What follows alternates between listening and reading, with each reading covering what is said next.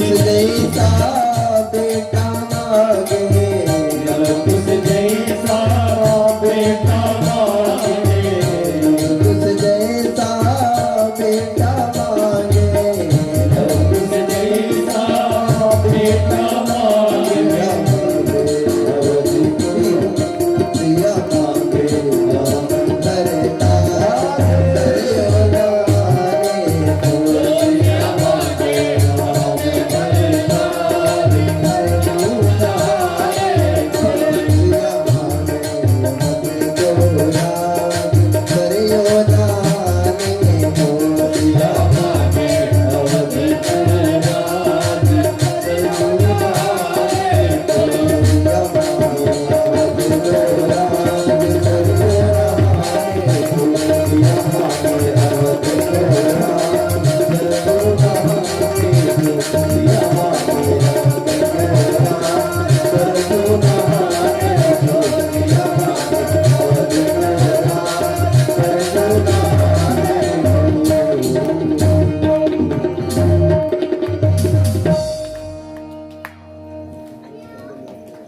बोली भक्तवत्सल भगवान की।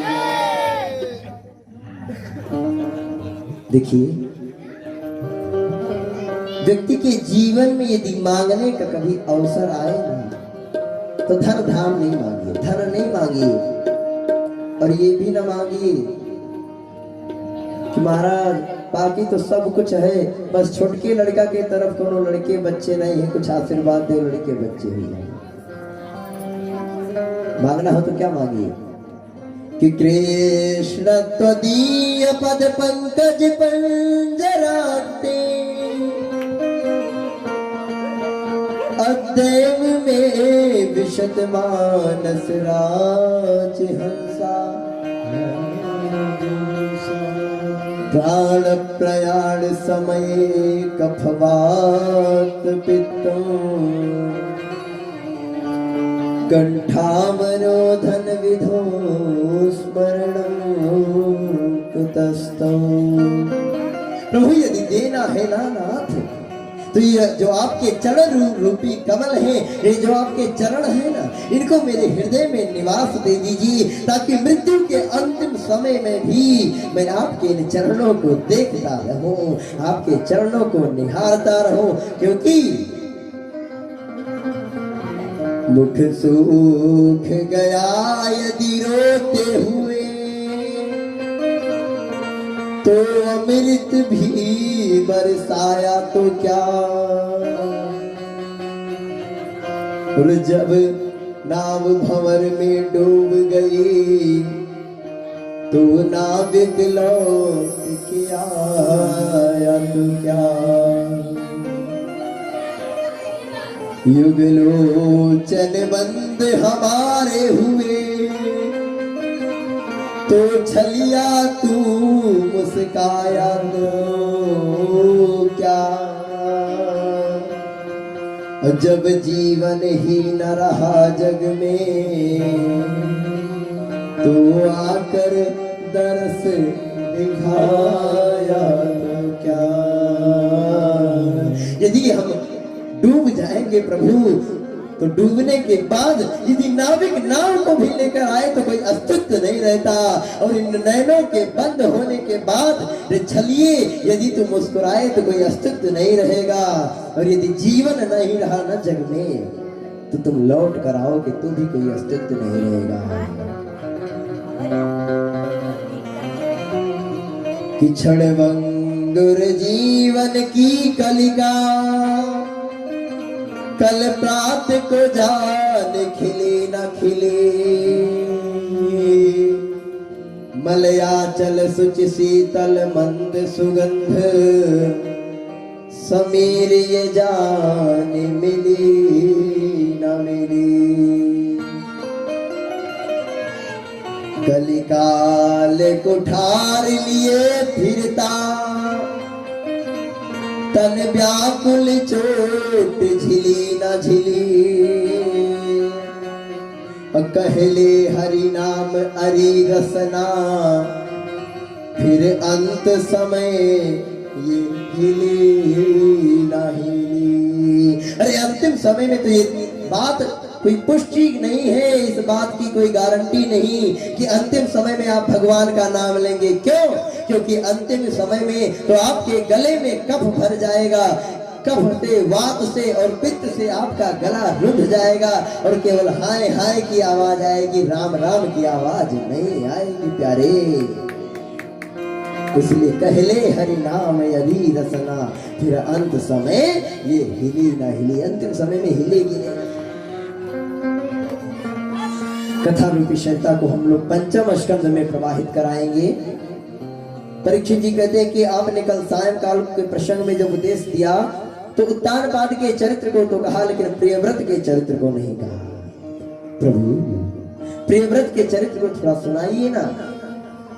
प्रियव्रत के चरित्र की कथा आप लोग श्रवण करें। प्रियव्रत जिसे व्रत प्रिय हो, तो प्रियव्रत राजा ने एक बार मन में संकल्प ले लिया कि मैं इस संसार में अंधकार नहीं रहने दूंगा। सूर्य देवता से ठन गई उनकी। अंत में उन्होंने सूर्य के समान एक दिव्य रथ को प्राप्त किया और जब सूर्य देवता बैठ जावे तब वो चलना प्रारंभ कर दे, अंधकार नहीं होने दे। तो सूर्य के समान रथ प्राप्त करके प्रियव्रत के बेटा हुए आग्नेत्र, आग्नेत्र के बेटा हुए नाभि और नाभि के ही बेटा हुए श्री ऋषभदेव जी महाराज। बोलिए श्री ऋषभदेव जी महाराज की। जैसे हमारे सनातन धर्म में 24 अवतार है, ऐसे जैन के भी, जैन संस्कृति में 24 तीर्थंकर होते हैं और उन्हीं में से हैं श्री ऋषभदेव जी महाराज। ऋषभदेव जी महाराज के 90 पुत्र थे और एक बार ये अपने सभी पुत्रों को इकट्ठा बुलाए और कहते हैं कि बेटा एक बात बताओ, ये जीवन क्यों मिला है? अब यही प्रश्न मैं आप लोगों से पूछ रहा हूं, बताइए ना, ये जीवन क्यों मिला है? हैं? क्यों मिला है जीवन? तो कोई कहेगा कि जीवन मिला है कि भोग करने के लिए, पुत्र प्रजनन के लिए जीवन मिला है। कोई कहेंगे सुंदर सुंदर भोजन करने के लिए जीवन मिला है। कोई कहता है संसार को देखने के लिए जीवन मिला है। लेकिन हमारा शास्त्र कहता है कि जीवन क्यों मिला है कि नायम देहो देव भाजाम लोके कश्चान कामान अर्हते विभुजाए तपो दिव्यम पुत्र कायेन सत्वम शुद्धि जिदस्माद ब्रह्म सौख्यम तुनंतम। ये जीवन कमाने खाने के लिए नहीं, ये तो इसलिए मिला है कि एक बार जीवन इस मनुष्य रूप में आओ और 84 का चक्कर से दूर हो जाओ। ऐसा भजन करो कि बार बार आने जाने का ये कारण ना लगा रहे, आना जाना ना लगा रहे। सबको पता है, सबको जाना है, लेकिन कोई मानते नहीं कि तेल चमेली चंदन साबुन हो,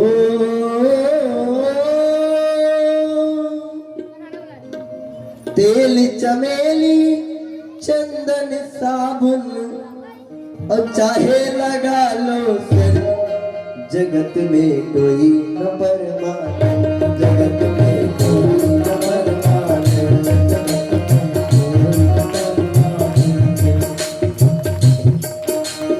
तेल चमेली चंदन साबुन हो, तेल चमेली चाहे साबुन चाहे चिरत लो तन, जगत में कोई न परमाने, जगत में कोई न परमाने।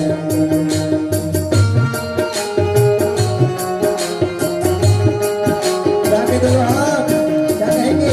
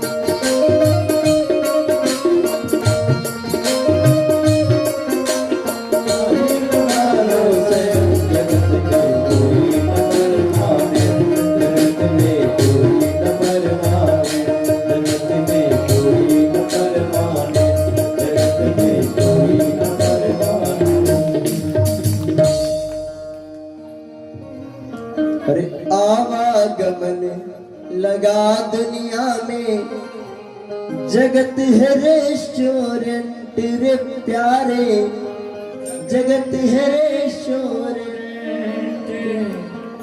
आना जाना यहाँ लगा है।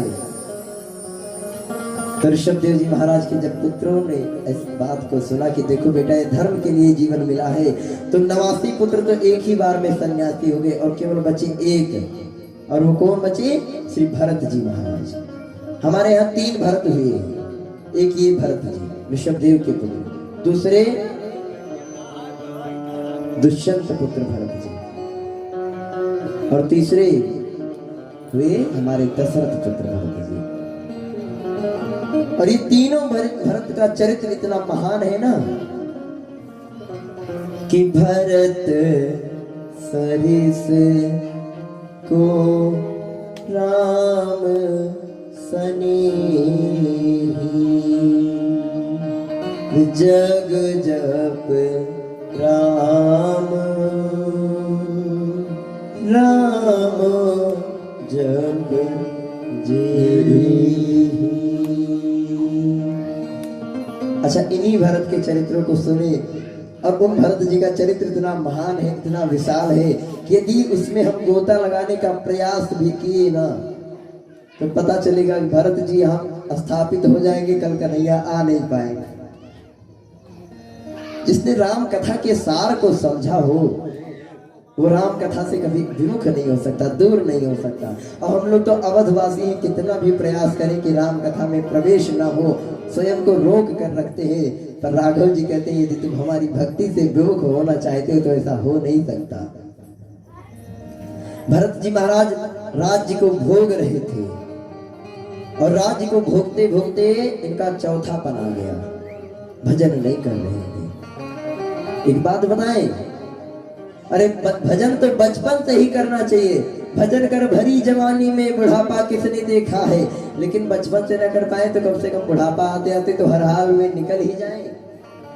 लेकिन बुढ़ापे में भी क्या सोचते हैं, अभी कोई नाती नहीं हुआ है और नाती हो गया तो थोड़ा भी मुंडन हो जाए, मुंडन के बाद जनेऊ हो जाए, जनेऊ के बाद विवाह हो जाए, तब भी नहीं छोड़ रहे हैं।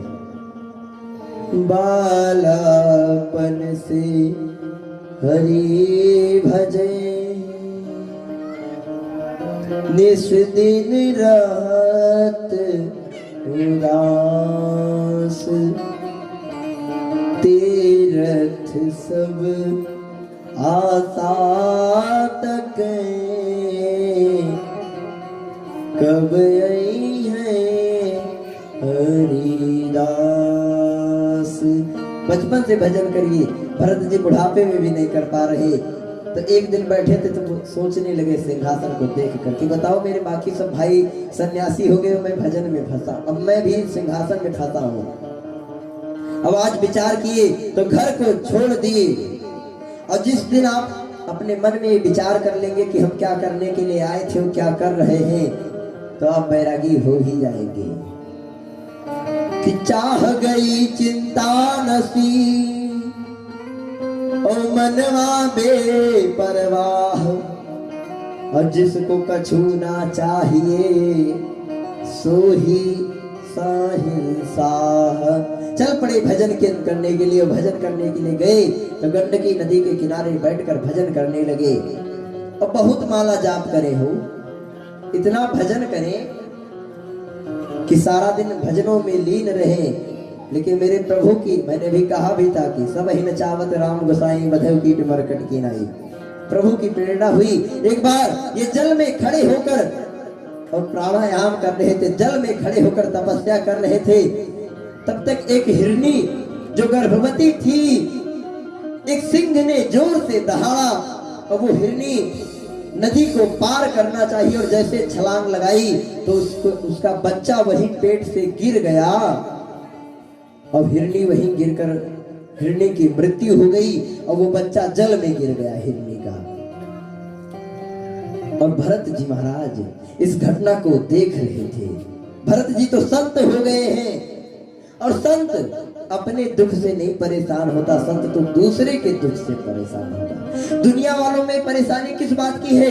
दुनिया वाले अपने दुख से कब दुखी हैं? दूसरे के सुख से ज्यादा दुखी हैं। लेकिन संत तो दूसरे के दुख से दुखी होता है कि खोद खाद धरती सहे और काट कूट बन राय और कटु वचन साधु सहे जो सबसे सहा न जाए। भरत जी महाराज उस हिरनी के छोटे बच्चे को उस जल में पड़े देखे कि अभी इसके प्राण निकल जाएंगे, तो तब तो छोड़ दिए, दौड़ के गए, हिरनी के बच्चे को अपनी गोदी में उठा लिए और नदी के किनारे लेकर आए। और ये भैया हिरनी के बच्चे को नदी के किनारे बैठाकर उसके मस्तक को सहला रहे हैं और दूध की व्यवस्था की, उसको दूध पिला रहे हैं, हरी हरी घास खिला रहे हैं। अब तो मन हिरनी में लग गया। जिस भरत जी का मन भगवान में लगा था, अब तो माला कम हो गई, तपस्या करना कम हो गया, अब तो दिन रात उस हिरनी की सेवा करते हैं। और एक दिन हुआ क्या कि हिरनियों का समूह आया था और वो हिरनी का बच्चा उन्हीं हिरनियों के साथ चला गया। और जब भरत जी लौट कर आए अपनी कुटिया में, तो देखते हैं कि मेरा हिरन मेरी कुटिया में नहीं है। और आज उस हिरनी के लिए इनके मन में व्याकुलता व्याप गई। दौड़ दौड़ कर चारों तरफ ढूंढने लगे, परेशान हो गए, रोने लगे और रोते रोते अपनी दोनों भुजाओं को उस हिरनी के बच्चे के लिए फैला दिए कि प्रियतम ये मत जानियो कि तोहे बिछड़े मोहे चैन और जैसे जल बिन माछरी तड़फत हो दिन रैन। मेरा हिरन कहाँ, मेरा हिरन कहाँ, मेरा हिरन कहाँ, मेरा हिरन कहाँ। और उसी हिरनी के वियोग में अपने प्राणों को छोड़ दिए और अंतिम समय में मन में हिरनी चल रही थी, इसलिए अगला जन्म हिरनी का ही मिला। अंते सामती यह गति, अंत में जो आप सोचेंगे वही आपको मिलेगा। इसीलिए कहा जाता है कि घर में कुत्ता बिल्ली नहीं पालना चाहिए, क्योंकि घर में कुत्ता बिल्ली पालेंगे और मृत्यु के समय में कुत्ता बिल्ली सोच के मरेंगे ना, तो कुत्ता बिल्ली बनना भी पड़ेगा। हिरनी बनकर आए थे, अगले जन्म में जंगल में विहार करते थे, लेकिन पिछले जन्मों की सब बातें याद थी। और एक दिन जंगल में आग लगी, सब पशु पक्षी भागने लगे, उड़ने लगे। तो बाकी के पशु पक्षी भरत जी से, जो हिरनी के स्वरूप में थे, उनसे कहते हैं कि भाग लो नहीं तो मर जाओगे तुम भी जलकर। तो भरत जी हिरनी के रूप में थे, हिरनी वो मानो कह रही हो कि जाको सब मरना कहे सो मेरो आनंद, कब मरी हो कब पाई हो अपनो प्रेत चंद्र। अरे मैं तो कितना जल्दी मर जाऊं और अपने पति को प्राप्त कर लूं। और जंगल की उस आग में वो हिरनी जल के राख हो गई और अगले जन्म में पुनः एक ब्राह्मण के घर में जन्म मिला। अब तो भरत जी महाराज भगवान का बहुत अभिवादन करते हैं, बहुत धन्यवाद करते हैं। प्रभु आप तो कितना कृपालु हो कि तीसरा जन्म भी मुझे ब्राह्मण के घर में दे दिए, मनुष्य रूप में दे दिए। और इस बार मैं अपने जीवन को सत्कार कर लूंगा, जीवन को सुधार लूंगा। और जन्म हुआ कि भरत जी कुछ बोलते नहीं है। पिताजी ने नाम रख दिया भरत और पढ़ने के लिए भेजा तो वहां कुछ पढ़े नहीं, इसलिए गुरुजी ने नाम रख दिया जड़। अब इनका नाम पड़ गया जड़ भरत। बोलिए जड़ भरत जी महाराज की जय।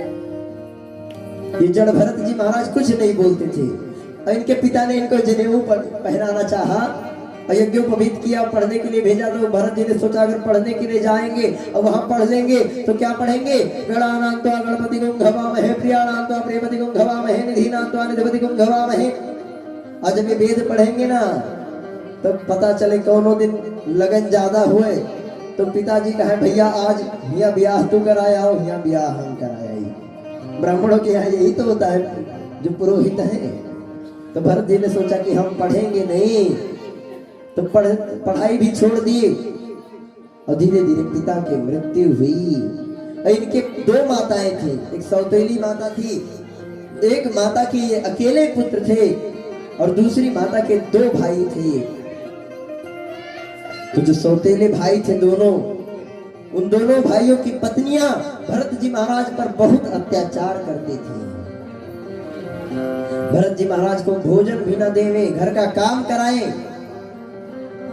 अब भरत जी ऐसा भरत थे, अर्थात ऐसा मूर्ख थे, ऐसा जड़ थे कि एक बार भाइयों ने कहा यहाँ मिट्टी का एक टीला लगा है, मिट्टी का एक ढेर लगा है और वहां एक गड्ढा है, ऐसा करो ये मिट्टी वहां पहुंचा दो।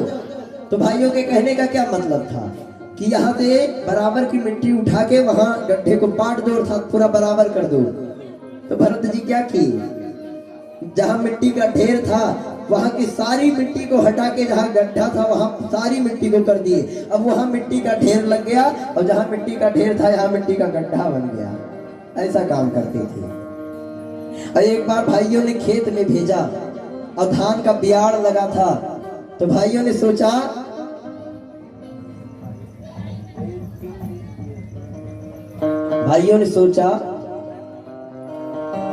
कि क्या करें। तो भरत जी को भेज दिए कि अभी खेत की रखवाली करना और अगर एक भी चिड़िया एक भी दाना चुन के गई तो तुम्हारा गला काट देंगे।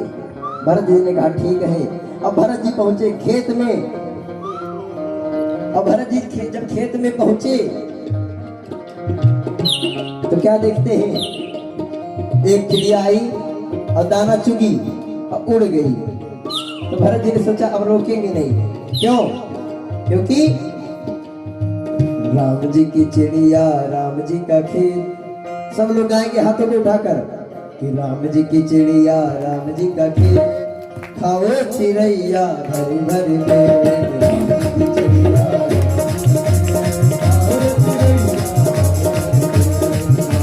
चिड़िया राम जी का खेत, खाओ चिड़ैया भरी भरी पेट। राम जी का चिड़िया खाओ चिड़ैया भरी भरी पेट, खाओ चिड़ैया भरी भरी पेट। चिड़ैया भरे भरे पेट, चिड़ैया भरे भरे पेट, खाओ चिड़ैया भरी भरी पेट, खाओ चिड़ैया भरी भरी पेट। चिड़ैया भरे भरे पेट, चिड़ैया भरे भरे पेट। राम जी की चिड़िया राम जी का खेत, राम जी की चिड़िया राम जी का खेत, खाओ चिड़ैया भरी भरी पेट। चिड़ैया अरे चिड़ैया भरे भरे पेट। और भरत जी महाराज क्या सोच रहे हैं, अजगर करे न चाकरी,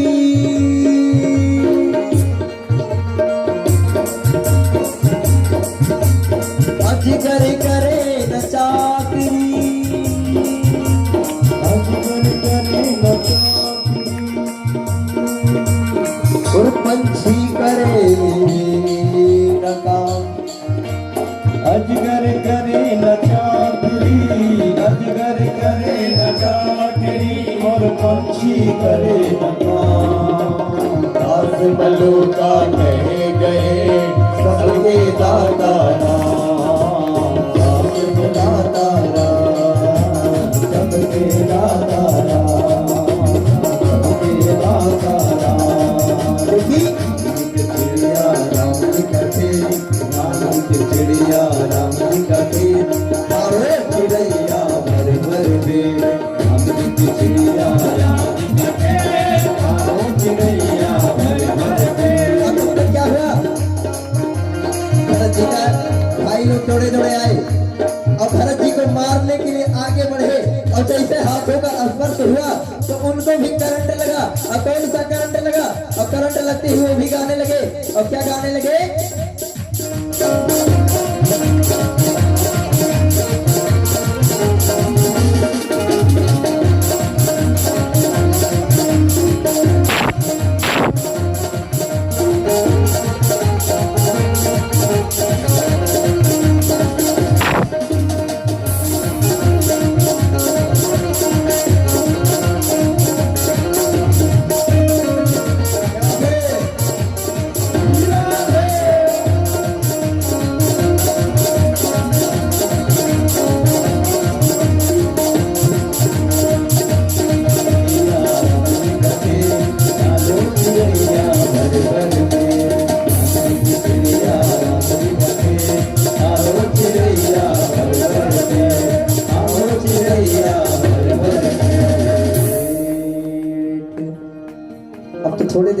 करंट हटा तो भरत जी के भाई लोग भरत जी को मारना प्रारंभ कर दिए, थोड़ा सा अपमानित कर दिए। तो आज तक तो जीवन में भरत जी अपमान सहते रहे, लेकिन आज भरत जी के मन में पता नहीं क्या आया, तो भरत जी ने कहा अब इस घर में नहीं रहेंगे, घर को त्याग दिए और राम का स्मरण करते हुए, प्रभु का स्मरण करते हुए घर को छोड़ दिए और घर छोड़ के आगे बढ़ पड़े। लेकिन जब किसी व्यक्ति से किसी का घर छूटता है ना, तो बचपन से लेके, आंगन से लेके, कुएं से लेके, गलियों से लेके, और वो बचपन की एक एक कहानियां, वो माता पिता सब याद आते हैं। और विश्वास ना हो तो जो अपना घर छोड़ के जाते हैं उनसे पूछ लीजिए। जब कोई परदेश जाता है ना, तो वो अपने साथ लेकर क्या जाता है? उम्मीद, आशा, अभिलाषा और मजबूरी। लेकिन छोड़कर क्या जाता है? घर का आंगन, घर का बचपन, कुआं, वो कागज का पानी, वो कागज की नाव, वो कश्ती का पानी, वो अधूरी कहानी, वो माता पिता, वो अपने बचपन के साथी, वो बचपन की स्मृतियां। रस्ते भरे रो रो के पूछा, और हमसे पाव के छालों ने, और बस्ते कितने दूर बसा ले, है दिल में बसने वालों ने। जब कोई परदेश जाता है ना, तो उसके साथ जाती है तो उसकी उम्मीदें, लेकिन यदि उससे छूट जाती है तो उसके सपने, ये जो सपने बनाने के लिए, हम रोटी कमाने के लिए घर की रोटी छोड़कर बाहर जाते हैं।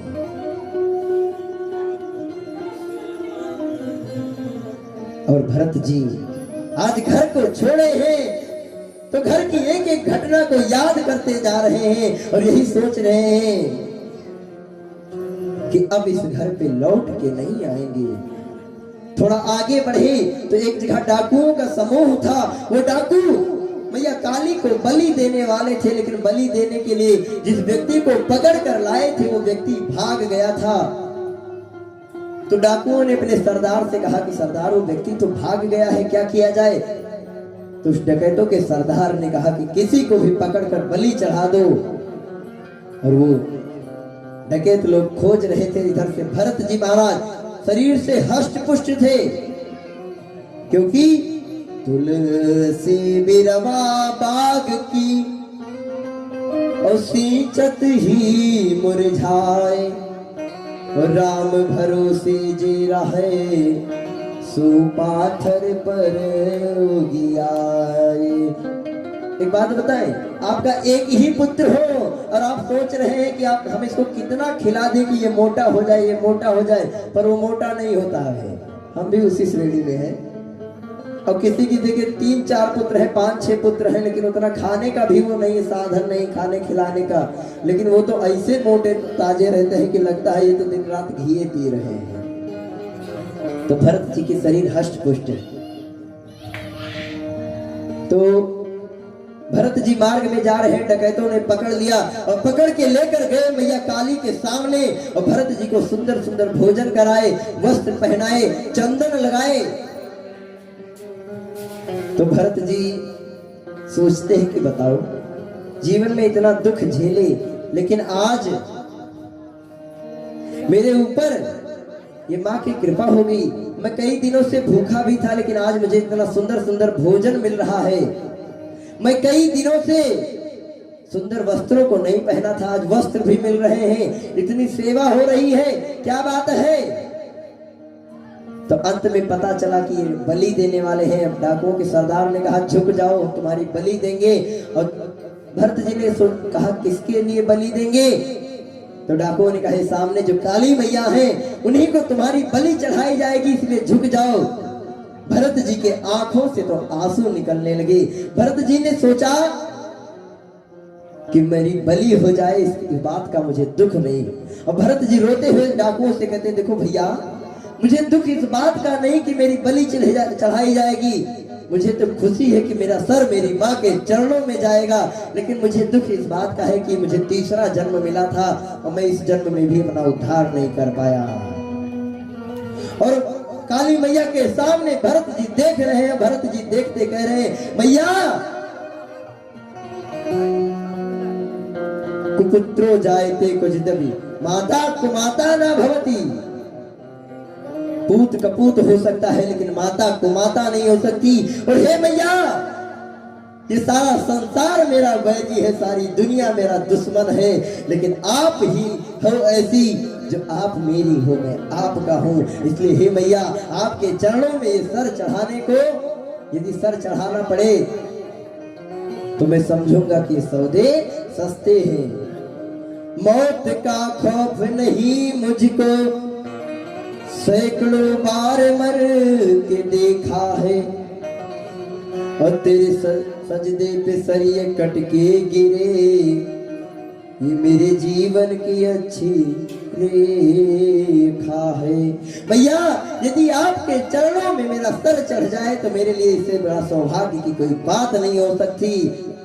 और मैया के सामने अपने सर को झुका दिए हैं भरत जी, अपने हाथों को जोड़ लिए हैं और मानो एक ही बात कह रहे हो कि हे मैया, कि दुश्मन है सारा जमाना, ए अम्बे मैया हमें ना भुलाना।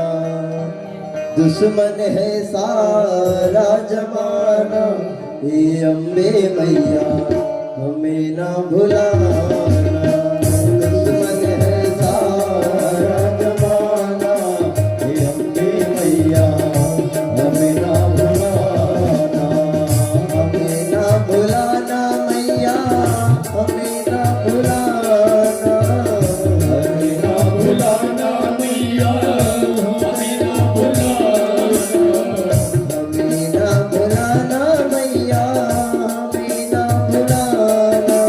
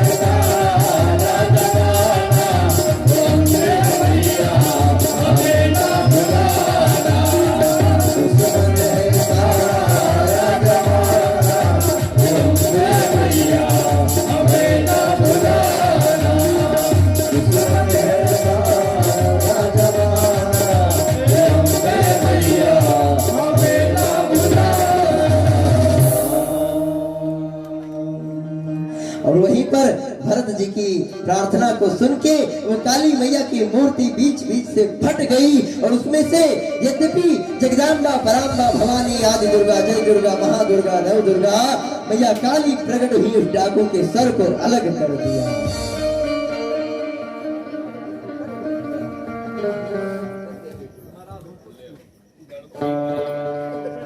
श्री हरि थोड़ा सा पढ़ा कलेजे का दम ले।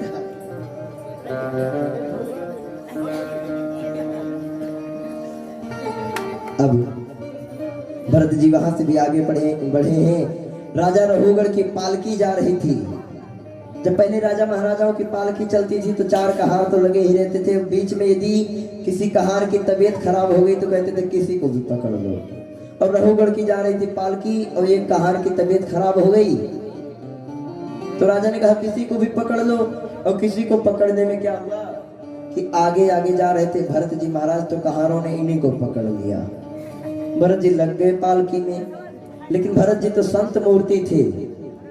तो भरत जी क्या करें, अपने पैरों के आगे के 3 हाथ भूमि को देखें और 3 हाथ भूमि में यदि कोई जीव आ जाए या कोई चींटी चींटा आ जाए तो भरत जी जोर से उछल पड़े। और जैसे भरत जी उछले तो रघुगढ़ का सर पालकी के बांस में लड़ जावे। अब एक बार उछले भरत जी तो राजा को लगा गलती हुई होगी और दूसरी बार देखे फिर 3 हाथ के बीच में कोई चींटी आ गई। भरत जी फिर जोर से उछले और उछले तो राजा का इधर पालकी में सर। अच्छा एक बात बताइए, 4 कहार साथ साथ चल रहे हैं उसमें से कोई उछल कूद मचाए तो पालकी में तो सर लगेगा ही। और जब सर लगे तो राजा दूसरी बार में कहा अरे आराम से चलाओ मुझे चोट लग रही है। और तीसरी बार में जब भरत जी उछले तो राजा को आ गया क्रोध। राजा कहता कौन है, अभी सजा दिया जाएगा तुमको, या तो अच्छे से चलो। भरत जी फिर भी नहीं माने और चतुर्थी अर्थात चौथे बार जब भरत जी उछले और जब चौथे बार सर लगा रघुगढ़ का उस पालकी में तो रघुगढ़ तो पालकी से कूद के तलवार खींच लिया। अभी मृत्यु दंड दे दूंगा तुमको, दिखने में इतने हट्ठे कट्ठे हो, पालकी चलाना नहीं आता, तुम्हें पता नहीं कि मैं कौन हूं, मार डालूंगा तुमको। और जब आज रघुगढ़ के इन वचनों को सुने हैं तो भरत जी जीवन में कभी बोले नहीं थे, लेकिन भरत जी ने आज बोला है।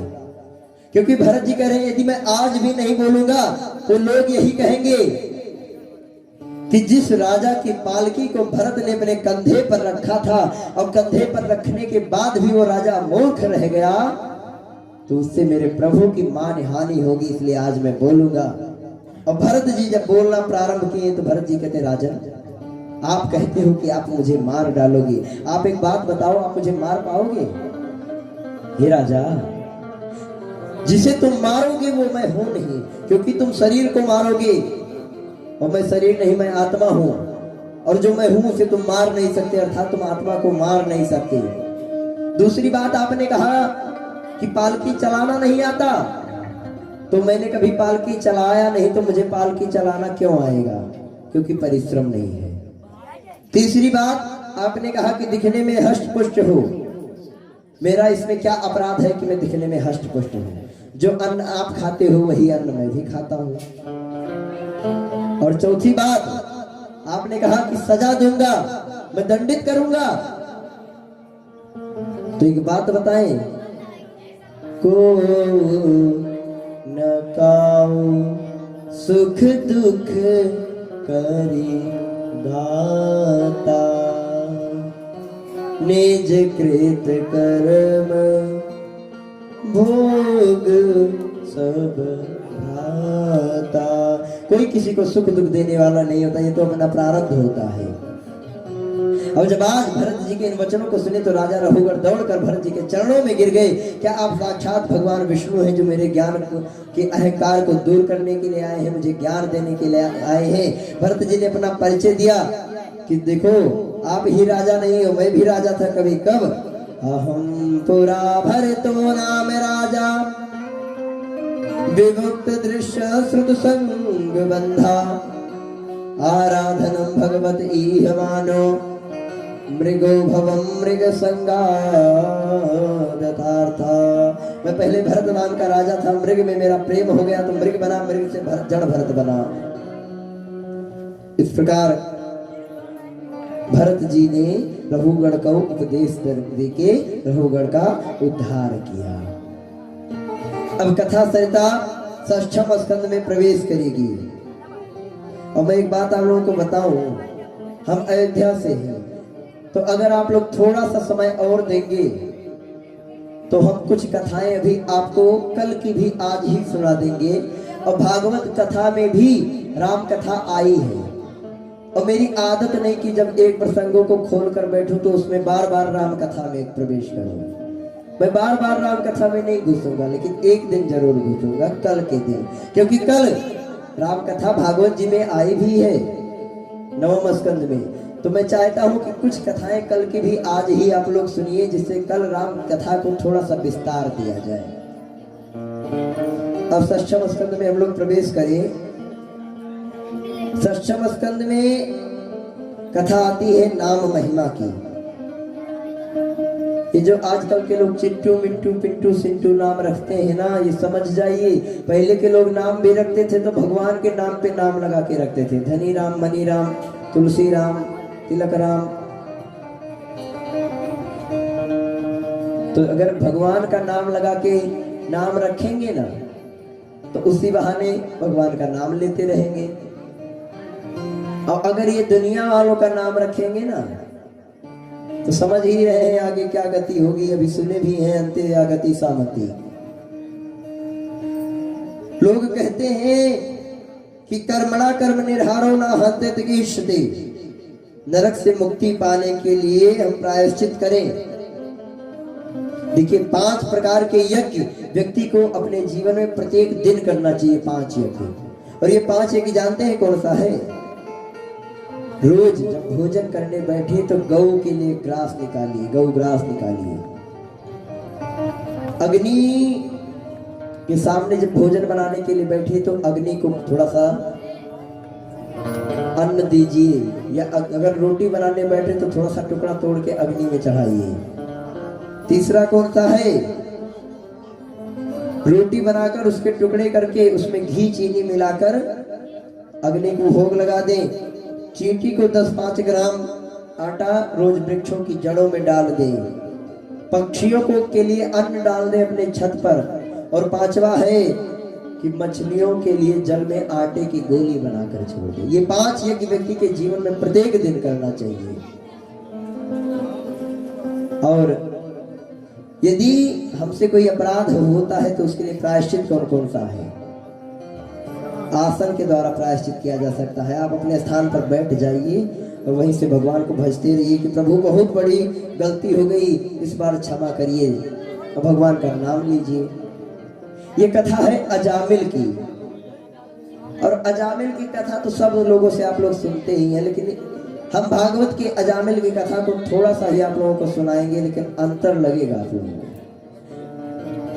लोग क्या कहते हैं? अजामिल नाम का एक डाकू था, उसकी एक पत्नी थी, संत आए थे और नारायण नाम रखवाए, अंत में नारायण का नाम का उच्चारण किया, मुक्ति हो गई। इतना बताते हैं ना लोग नारायण। अजामिल की कथा अब सुनिए। अजामिल की कथा भागवत जी में क्या है? एक ब्राह्मण था और बड़ा सिद्ध ब्राह्मण था, ब्रह्मविद्मी ब्राह्मण था, ज्ञानी ब्राह्मण था।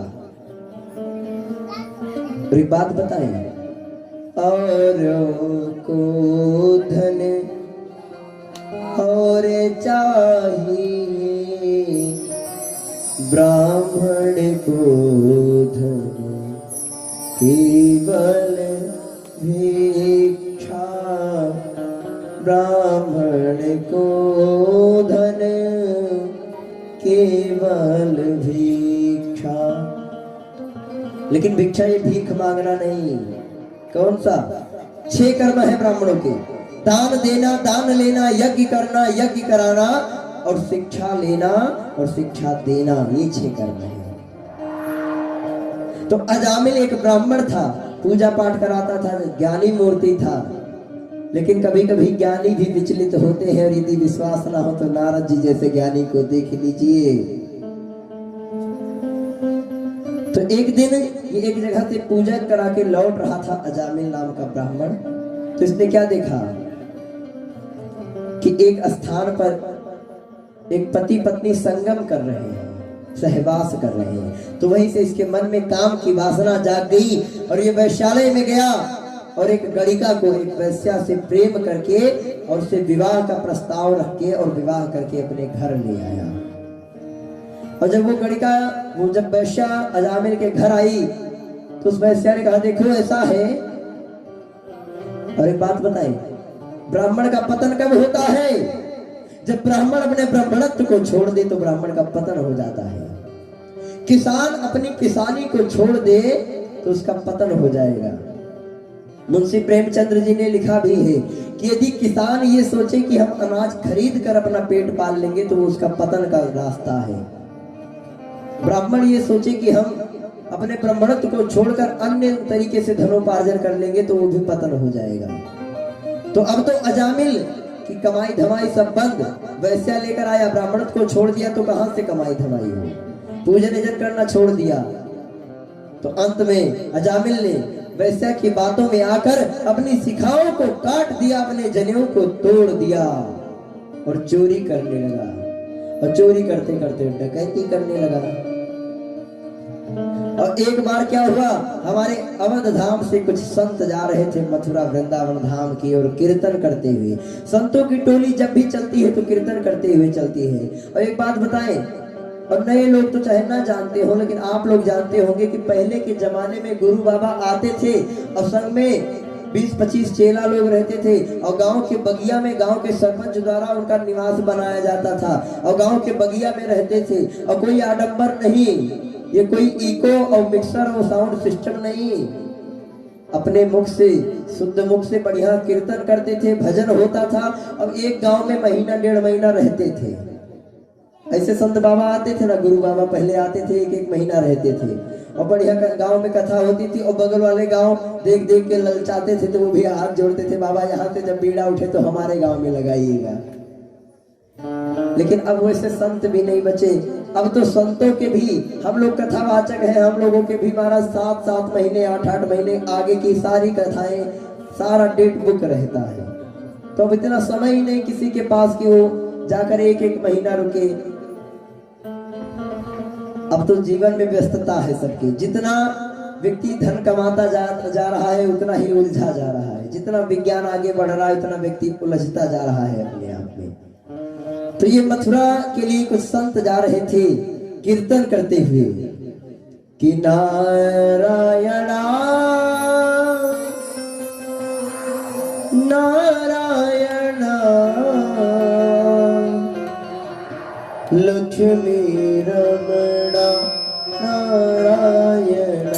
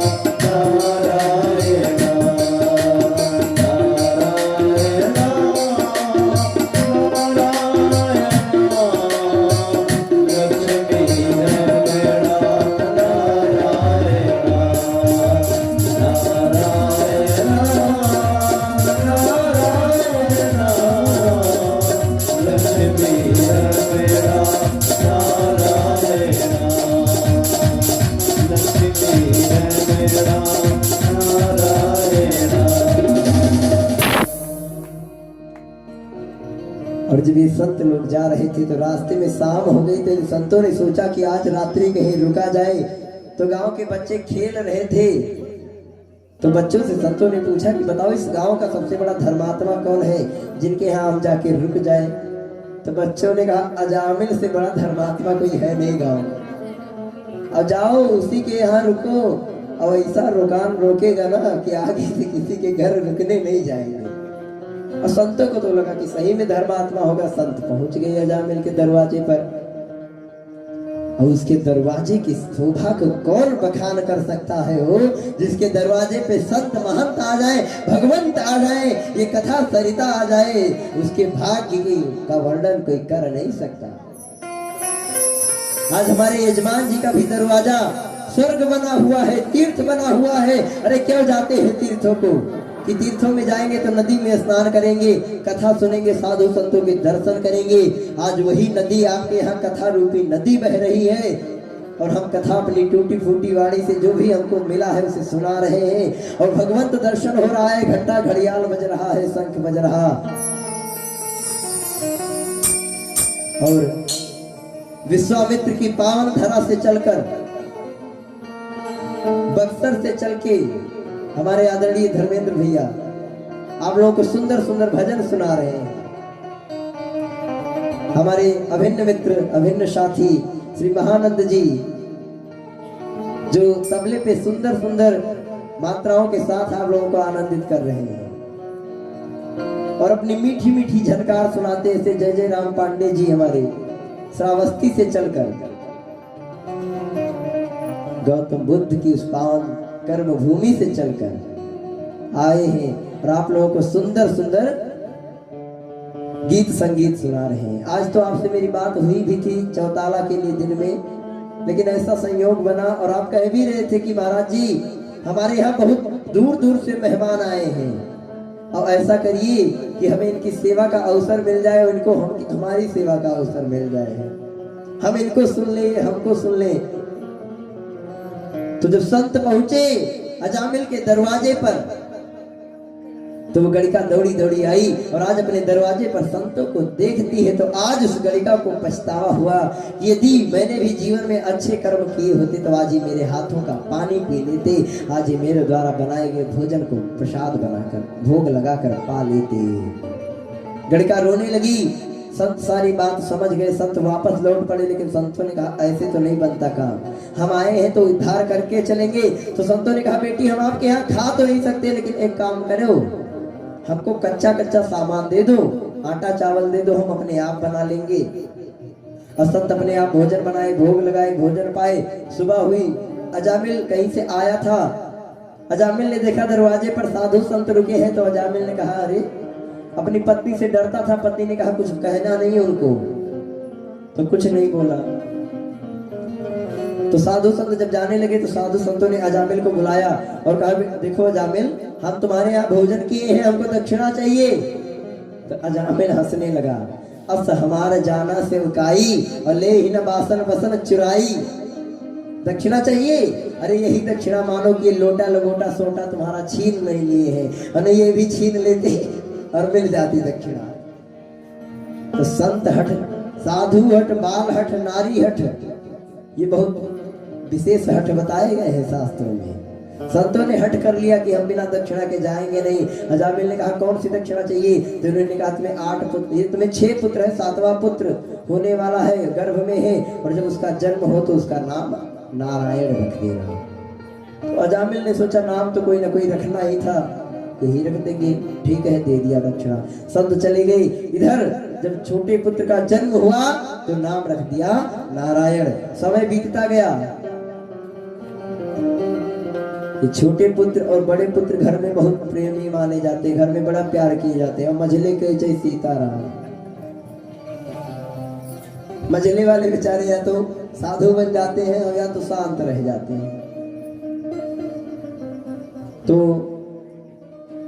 अजामिल को अपने बेटे से बड़ा प्रेम था, और जब समय का चक्र घूमा, एक दिन अजामिल को भगवान के घर जाना पड़ा।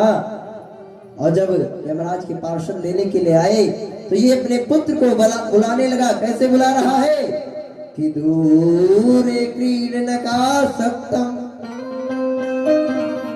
पुत्रं नारायण स्वयं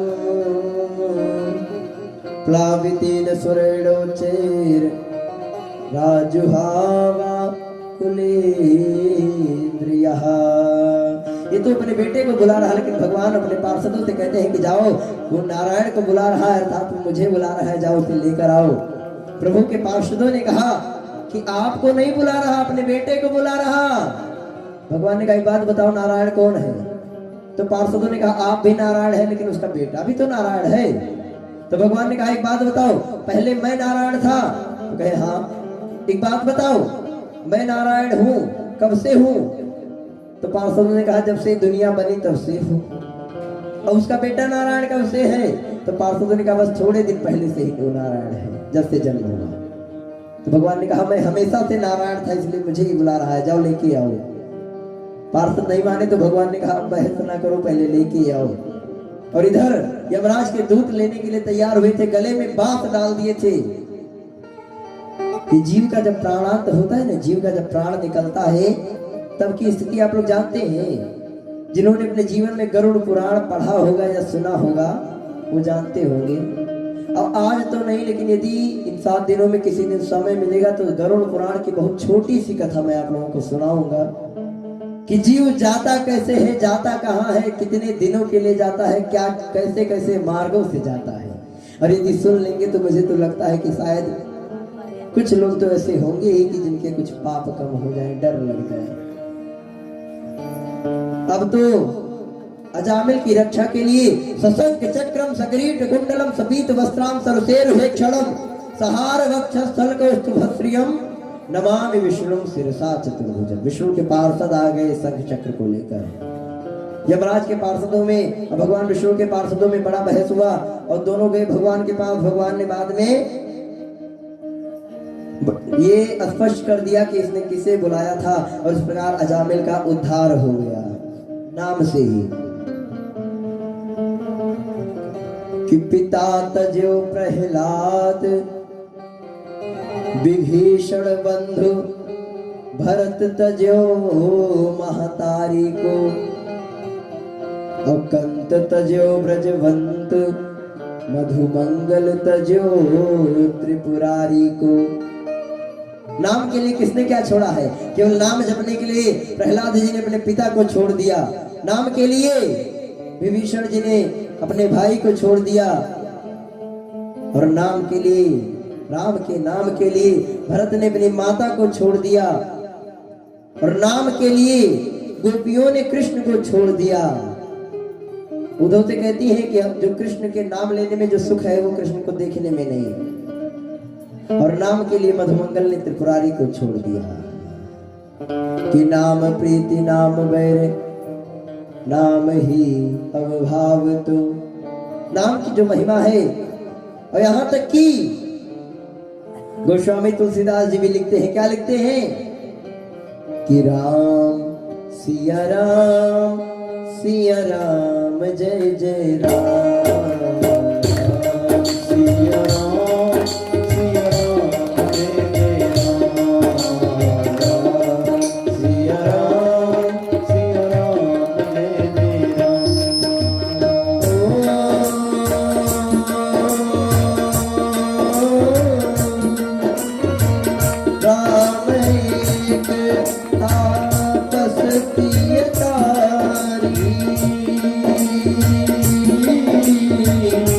नाम को